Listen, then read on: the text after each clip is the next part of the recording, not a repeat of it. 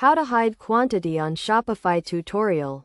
To hide quantity on Shopify, you need to access your store's theme settings and make some adjustments to the code. First, log in to your Shopify admin panel and navigate to the online store section. Click on the Themes tab and then click the Actions drop-down next to your current theme. Select Edit Code from the list of options.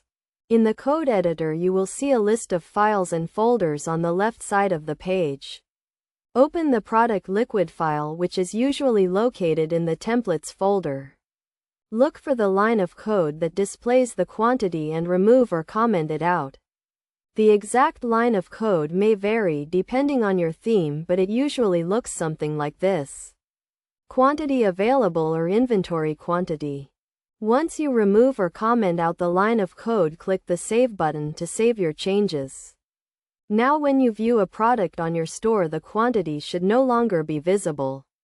Keep in mind that hiding quantity may affect the user experience, so make sure to test your store after making this change. Alternatively, you can also use a Shopify app to hide quantity without having to edit the code. There are several apps available in the Shopify App Store that allow you to customize your store's theme and layout without requiring any coding knowledge. Simply install the app and follow the instructions to configure the settings. It is also important to note that hiding quantity may not be suitable for all types of stores. For example, if you sell products that are often out of stock or have limited inventory, it may be better to display the quantity to set customer expectations. On the other hand, if you sell digital products or have a large inventory, it may be better to hide the quantity to simplify the user experience. In conclusion, hiding quantity on Shopify can be done by editing the code or using a Shopify app.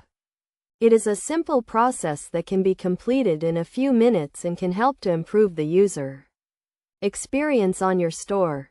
Just remember to test your store after making this change and consider the type of products you sell before deciding whether to hide or display the quantity.